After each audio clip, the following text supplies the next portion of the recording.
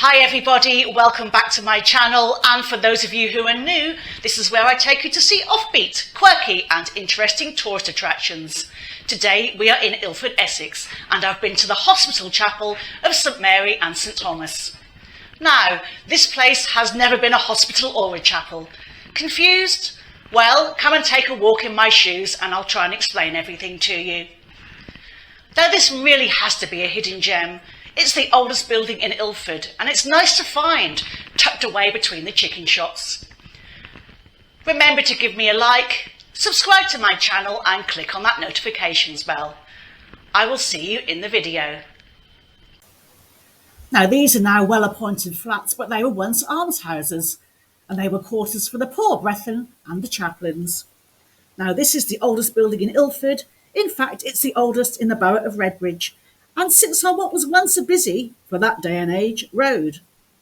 Indeed, it is now an even busier thoroughfare, so much so that the chapel, which holds weekly Eucharist services on a Thursday as opposed to a Sunday, cannot expand into holding events such as blessings, vow renewals and funerals, as parking nearby is in limited supply. Maybe that's why using the chapel for Sunday services would be a problem. After all, you would have to assume that more people would want to attend on the Sabbath. Here's the font, and the stained glass memorial window behind that is by Edward Burne-Jones. The rose window is attributed to Henry Holiday, who was part of the pre-Raphaelite movement. During recent conservation work, this infilled window was found in the original Norman wall. It's thought to have been infilled probably during the first 200 years of the chapel's being. The hospital dates back to 1145, when King Stephen was on the throne. Here I am walking down the old part of the chapel. Through the arches to the right is a Victorian addition. That part was built between 1889 and 1890. The building served as a hospice for 13 aged and infirm men, although historians differ as to whether it was actually for lepers. The term leper is very loosely used and appeared to represent various diseases, and was founded by Adelicia, Abbess of Barking. I've come across variations in the spelling of her name. I've seen it written Adelidis and Adeliza. The nave and chancel were built during the 14th century.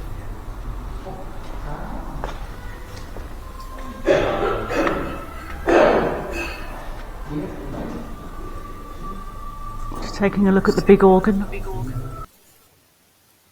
Missus, I always have had a carry-on kind of sense of humour.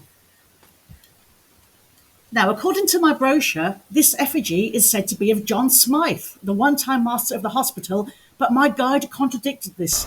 He said that nobody knows for certain. In those days, Barking Abbey was a wealthy and influential nunnery. The chapel was first dedicated to St Mary the Virgin. Later, Mary Becket became abbess and added the name of her brother, that's murdered Thomas Becket of Canterbury, in dedication to his memory. Here is the reredos, depicting the Last Supper. The altar is 15th century, and above that you have a stained glass window which depicts the crucifixion in the centre with the two Marys, that's the Virgin and Magdalene, surrounding Jesus. To the right is St Thomas of Canterbury.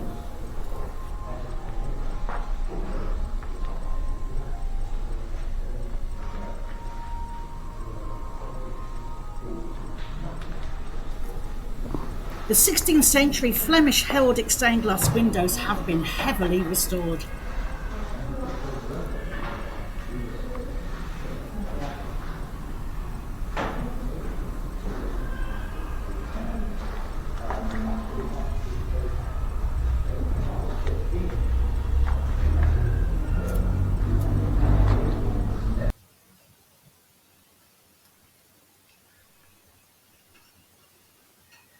Do remember to check out my blog. There's oodles more information on there. The starry sky would have been a Victorian addition. In fact, all the decoration here dates back to the Victorian age.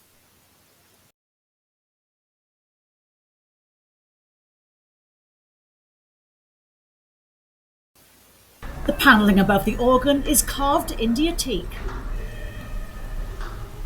Here you can see 8 painted rood screen roof panels depicting saints.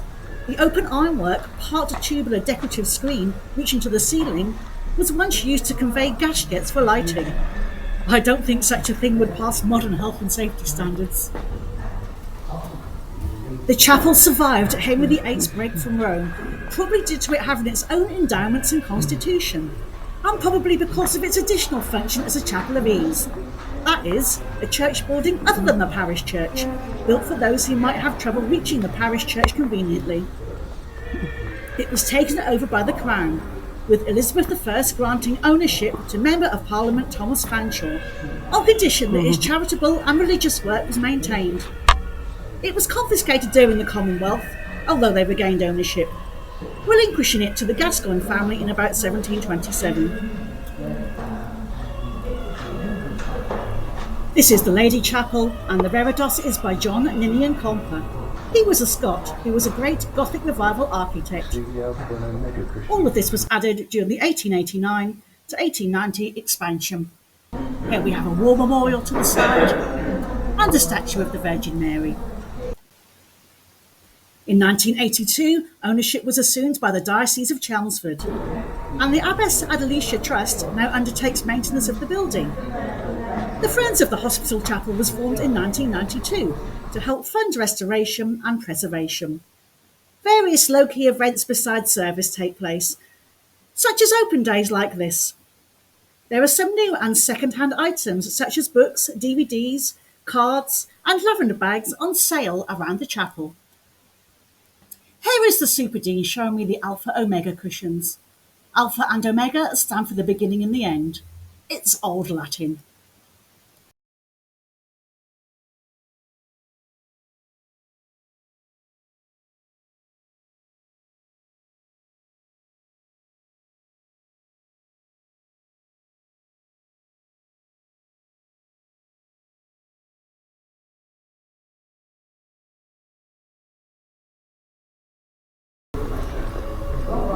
We headed back to where we'd begun, past the pretty gifts on sale, and to the table where we sat and had a cup of tea before we wandered around.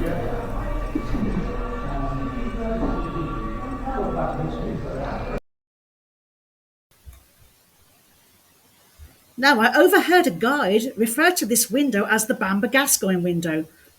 Now, the Gascoigne family married into the Bamber family, and a male child named Bamber Gascoigne existed in every generation right up until 2022, when the most recent holder died without issue. Perhaps it was one of his ilk who commissioned it. One can only assume so. Here I am having a final gawp at the Norman window.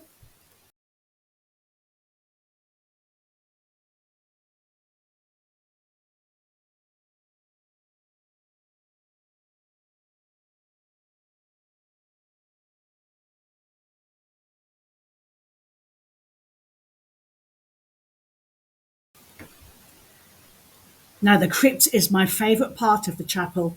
It would be. I'm a tad macabre.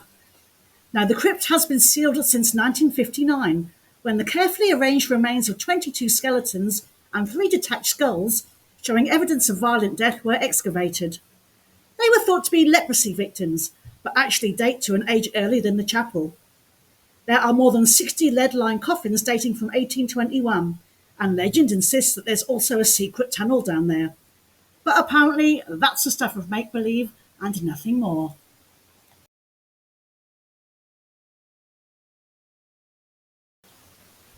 Here we are leaving with ye old Pioneer Point in the background. This is a real oasis of calm. Do go along to one of their open days if you get the chance. Thank you for watching, and I hope you enjoyed the video. You might also enjoy my Valentine's Park and Mansion series. Valentine's Mansion is also in Ilford, and the link is here. Remember to give me a like, remember to subscribe and click on that notifications bell. Until next time, ta-ta for now.